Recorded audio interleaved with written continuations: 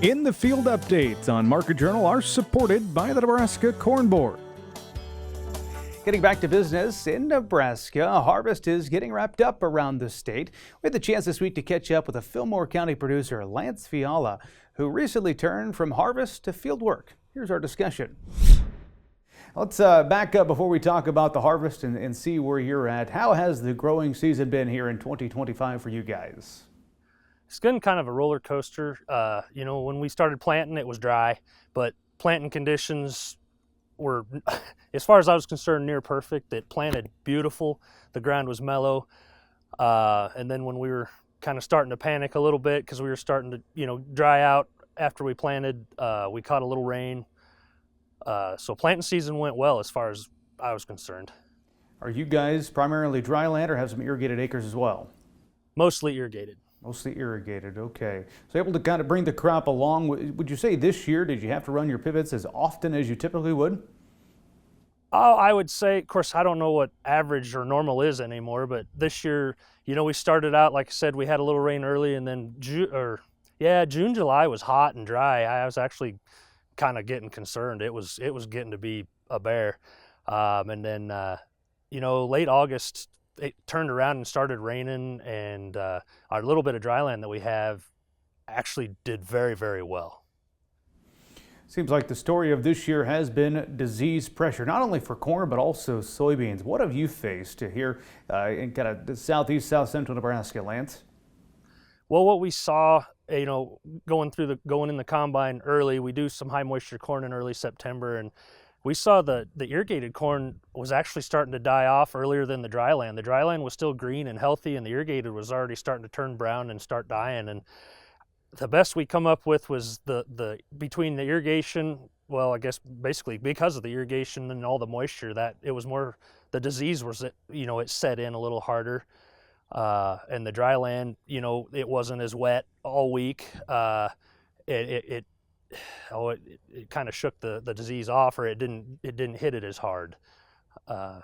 We had southern rust and even some tar spot up north set in late. So I think that dinged us. We were in line to have some really, really good corn, and then that late disease kind of dinged us a little. Mm-hmm. Yeah, I've heard that story. It seems like with several producers we do are here on Market Journal, are in the field updates to the harvest season. You kind of alluded to it, but as you look back on both your corn and soybeans, how did things finish yield-wise? In line with what you expected and compared to previous years? Soybeans were all over the place. I had some irrigated soybeans that they were okay, but nothing real good. But I had dryland soybeans that were way better than some of the irrigated. A lot of that was location, I think. Corn as well, it was all over. If you didn't get touched by wind and storms, the corn was okay. But a lot of corn, whether it was a disease or a wind issue, I felt it was not as good as it could have been. In July and August, even though it was hot, we were watering it. I really felt like we were going to have some really nice crops until that August 11th storm. That's when things just took a turn.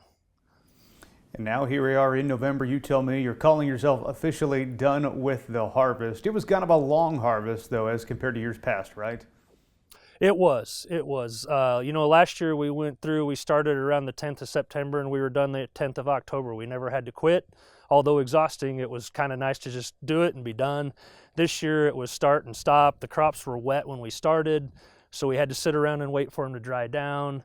And then I think I counted up, say maybe at least 12 days that we had to sit because of either rain or mist or drizzle. And then toward the end, like a week ago or 10 days ago, it was rainy and misty, and at that point we just kept going, and we kind of made a mess out of things, but it was just time to be done. Things were starting to get the crop, the plant itself was deteriorating, trying to fall over. We were one wind away from a field that wasn't that great to getting to being even worse. Mm-hmm. Certainly takes a toll on folks as we get here into November. All right, what comes next here as we, again, in November? Do you guys do any fall tillage or fall applications before we head into the winter months? We do. Right now, we're just kind of fresh getting stuff done. We just unhooked the grain cart this morning, but we're closing pivot tracks. We have some nice moisture in the soil, so of course the grain cart's packed it down. So we'll do some disc ripping and stuff where some high traffic areas were, and then I'm hoping next week we'll get to start putting anhydrous on. We try and get as much done in the fall as we can. So that's kind of what our primary goal is here, is to get to putting anhydrous on next week is what our hopes are.